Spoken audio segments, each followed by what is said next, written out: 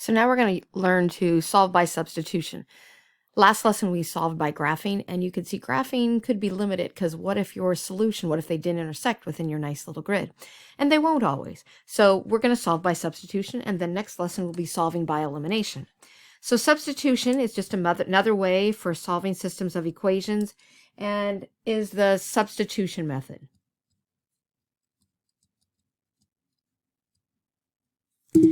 This means you will replace one variable with an equivalent expression. And this is going to be very important. We're not going to just stick a number in. We're going to stick an expression. So an expression, remember, is like x plus 2. That's an expression. And for the other variable, we're going to replace an expression in for the other variable. This will make more sense as we actually do a problem, of course. Okay, so here we go. Y equals 3x minus 3 and y equals 2x minus 1. So they gave us really nice ones. We'll see on the next one that we have to do a little more work. Write an equation containing only one variable. So what that means is I'm going to see how these two are expressions and they're both equal to y. So I'm going to take one and substitute it into the other. So I'm going to take this one and move it in for y. So I have 3x minus 3 is equal to 2x minus 1. So we took one expression and we plugged it into the other. Took one expression and plugged it into the other. Take one expression from one equation, plug it into the other equation.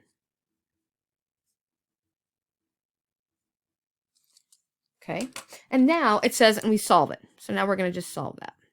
Okay, so here we go. Notice we have variables on both sides. It doesn't matter what we move first, so I'm just going to choose. I'm going to move the 2x. And I get, whoops, that's an x. X minus 3 is equal to negative 1. Add 3, x equals 2. Okay, now we're going to take that. Now we have a variable. We have what one of them is equal to. We're going to take that and plug it back in. It doesn't matter. Solve for the other variable in either equation. So we're going to take this and plug it into one of them. This is the first one. I'm just going to plug it in there. So y is equal to 3 times. I'm going to plug in the 2.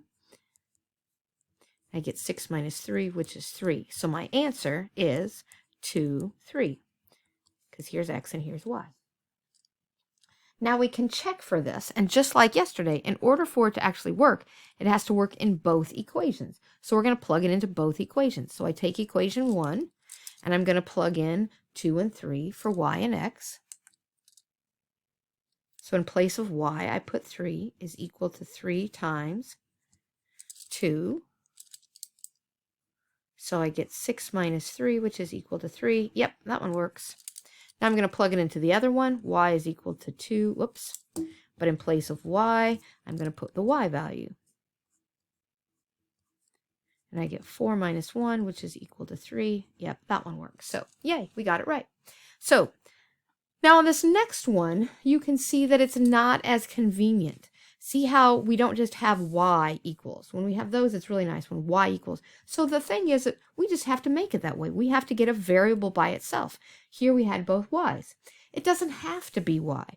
Now on this next one, you can see that y is going to be the easiest one in order to plug in because, and here's the reason, because solve this second equation for y because it has a coefficient of 1. So you always look at all your variables. Where is there a coefficient that has where is there a variable that has a coefficient of 1? That's what you want to solve for. So we're going to take this equation, we're going to solve for y. We've been doing this. This is no big deal. It's basically, on this one, just like what we did when we wanted to get an y-intercept, okay?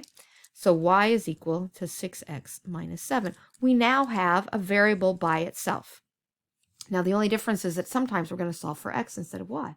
Now we're going to do what we just did up here. We're going to write an equation with one variable. Got that. Okay. Then we're going to plug it into, okay, so now we're going to plug in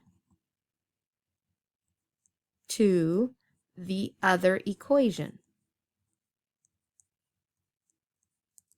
Okay, so we're going to take this and we're going to plug it into this equation. Okay, so let's write this equation out. 3y, but in place of y, we're going to put parentheses.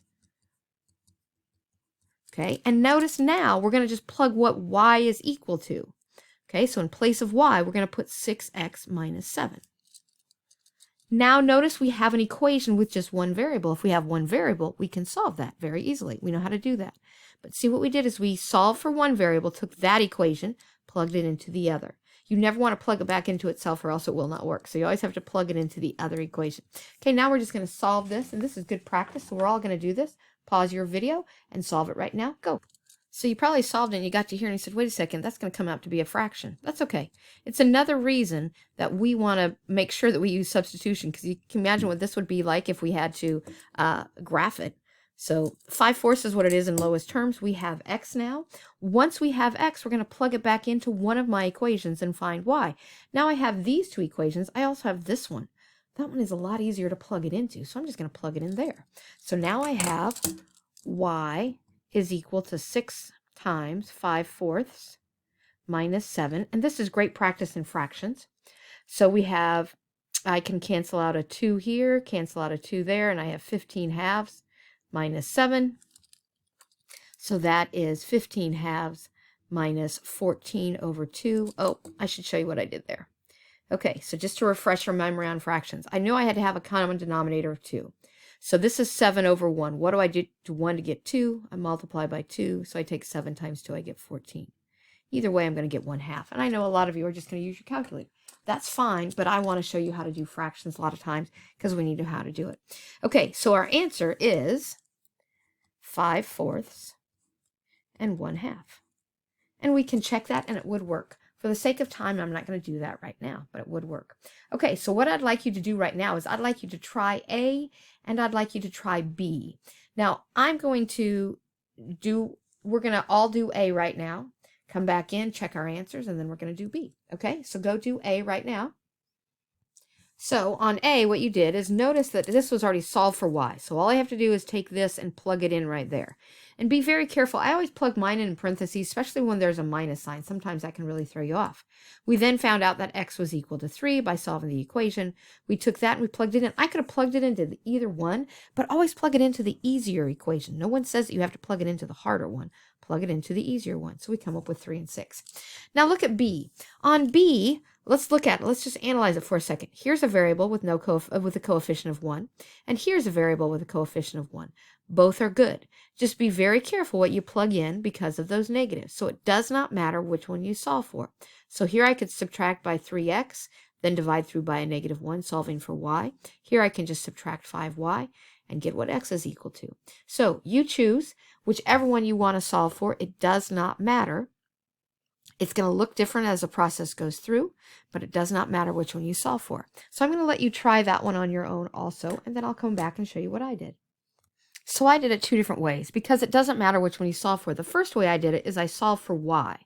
So I took this equation and I solved for y. I plugged it into this equation. And I went through and I got 1, -1. Okay, so I can go that direction. If that's what you chose, you solve for y. And a lot of times that's natural for me because I'm so used to slope y-intercept.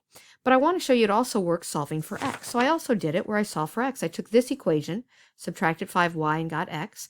I then plugged it into the other equation. That's always crucial. You have to plug it into the other equation.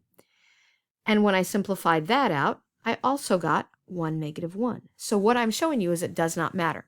So if you want to pause your video right now, and depending on which way if you did not give that answer, pause your video right now and see where did my mistake come in, okay? And it's so easy to make one little mistake and your answer is wrong. So if you want to, pause your video right now. Now, we're going to go, you've tried it, and you're going to get lots of practice in the homework for this, so that will not be a problem. We're going to go to the next page.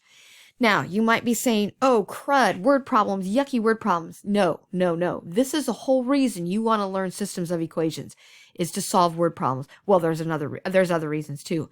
But word problems become easy because the big struggle with word problems is you always had to have just one variable. Now we can have 2 variables. If we can have 2 variables, it makes it much easier. Okay, so let's read the problem. Your school is planning to bring 193 people to a competition at another school. There are 8 drivers available and 2 types of vehicles, school buses and minivans. The school buses seat 51 people each, and the minivans seat 8 people each. How many buses and minivans will be needed? Okay, so reading's not my best subject right now, I guess. So what I want you to realize is notice they're asking for 2 things. So those are going to be our 2 variables. One is going to be X, or no, let's just, I'd make it B. No. Okay, I'm going to make this one X and this one M. If I make it B, they look like 6s for me. So what we have to do is we have to understand we're going to have 2 variables through this whole thing, and we're going to write a system. So those are our 2 variables. Now, let's look at, we have 2 different things. We have a total number of vehicles. We're going to write an equation there. Vehicles, okay? Obviously, spelling is not good for me today. And then total people. Okay, because that's what it talks about. It talks about the total people and the total vehicles. So we're going to go with that. So this is our total number of people. Okay, so we'll come back to that. There are 8 drivers and 2 different, so 8 drivers.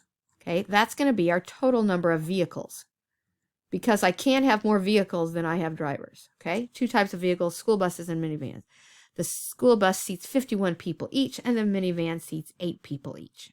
Okay, so what that tells us is that our equation, we have total vehicles. Well, what are our vehicles? We have buses and we have minivans, and we can have a total number of 8 drivers. Okay, that's how many total vehicles we can have is 8. So there's our first. Then our total number of people is 193. Well, how many people can be on a bus? 51. So 51 people can be on a bus. How many people can be in a minivan? 8 people can be in a minivan. Okay, there's our 2 equations. Now we're just going to solve our 2 equations. We can do it by substitution. And look, it doesn't matter which variable we choose. Okay, so this would be a good time to practice this again. Take this equation of x plus m is equal to 8 and solve for a variable, then plug it into the other one. And I'd like you to practice that. So we're going to pause the video again, and you're going to solve for a variable, plug it into the other one, and find out how many minivans and buses we're going to take. Go. So I did it both ways. I solved for x over on this side. So if that's the way you did it, you solved for x, you plugged in for x, and then you solved the equation. And again, if that's the way you solved and you didn't come up with the answer of 3 buses and 5 minivans, you might want to pause it. Look to see what my work is, see if you came up where it went and everything like that. This one over here is I solved for m. I want to show you it works either way. It does not make any difference. I solved for m right here. So solve for m, and then I plug in for m. And when I solve, I came up with x being equal to 3, plug that back in, and m is equal to 5. So you can do it either way. It doesn't matter. And on this one, it really doesn't matter because you start off with variables with no exponents, no coefficients on it other than 1. So it just makes it pretty easy. Okay? And again, pause your video if you want to see what I did and go over that again. Let's look at the next one. You might need to pause your video right now and write down what the problem is. A rectangle is 4 times longer than it is wide. The perimeter of the rectangle is 30 centimeters. Find the dimensions of the rectangle. So pause your video and copy that down. Okay, so now let's pick apart what this problem is. We have a rectangle, and I'm a person who's big on pictures, and I think it really does help. So I'm going to draw a rectangle. Okay, oh, before we go any further, let's look at what our variables are. Find the dimensions of the rectangle. So our dimensions are going to be our length. Oops, that's width usually. So it's going to be our width and our length. And I use a cursive L so that it doesn't look like a 1. So if you're wondering, that's cursive L. So that's the length and that's width. Or you can use a capital L. It doesn't really matter. Okay, so a rectangle is 4 times longer than it is wider. So we're going to come back to that in just a second. The perimeter is another part we have to pick apart. How do I find the perimeter of a shape? Well, I add all the sides. So perimeter is equal to length plus width plus length plus width. Or we can write it as 2L plus 2W. This is a formula that you could memorize. I don't see a point in memorizing the perimeter formula, but notice I just wrote down how to find the perimeter, right? Length plus width plus length plus width. And then I added all of those up and combined like terms. So that's my perimeter. So we're going to use that also. Okay, so now let's go back. A rectangle is 4 times longer. So what this is saying is the length is 4 times longer than the width. Okay, so the length is 4 times longer than the width. So the length is 4 times longer than the width. So if I take the width times 4, choose that, and I take 4 times the width, that's going to be equal to my length. Did you see what I did there? If you need to pause, go over that again, rewind it. Okay, the length is 4 times longer than the width. So in order for them to be equal, I have to take 4 times the width to get the length. Okay, so there's one of my equations. It has 2 variables. My other equation is going to go off perimeter. It told me what the perimeter was. So the perimeter is 30. I'm just going to plug that in. So here are my 2 equations, right here and right here. Well, this one's already solved for length, so we're just going to plug that one in. Okay, and go. So try that, go. So we can see on this one that we plugged the 4W in for L. We then multiplied, combined like terms. We got W is equal to 3. Plug that back into the other equation, and we got length is equal to 12. Now I could have plugged it into this one, but why? This one's way faster. No one said you had to make it difficult, okay? Choose what's easy. Length is 12 centimeters, width is 3 centimeters. Make sure you label that. And this is oh my gosh, I could so easily see this problem being on a standardized test like your end of course or your ACT test, okay? Now, the good news is, those of you who are going, oh my gosh, I'm never going to get this. Today, we're not going to have you practice that. We just want to introduce it. We're going to spend another day, after we learn elimination, we're going to spend another day just on word problems. So you're okay. Just relax. Let's look at your word problems. This is your assignment. Okay. Now, if you look over your assignment pretty quickly, you can see that it's not going to be too hard. Look, see, they have a variable solve for, variable solve for, variable solve for, variable solve for. Oh, look, that one's fun. Okay, look at that. Okay, and then variable, look, you can, now then they go to, oh, you have to solve for a variable. But look, you have an obvious variable in every single one. Okay, until you get to number 17 and number 18 and number 19. So we're going to look at one of those. I wish you were in the room with me so you can pick. I'm going to pick, wow. So looking at them again, I decided I'm going to pick number 19. It seems a little more complicated. And that way I can assign the evens. You're going to do the evens. I'll do some of the odds for practice today or tomorrow. So we're going to do number 19. So on number 19, look at it for just a second. There's no convenient way. We're going to have to do something kind of weird on that. But what you want to remember is that if I'm going to come up with a fraction. I'll warn you of this right now. You're going to come up with a fraction. Now, it's not a big deal because you all have calculators that do fractions. But let's just pretend for some reason that you don't. Even if you do, you still want to come up with something that's going to have a nice denominator. See that 7? You don't want to have a denominator of 7. 8, 5, and 2 are fine. So I would either solve for x in the second equation or take that first equation and it won't really matter. Solve for one of those variables.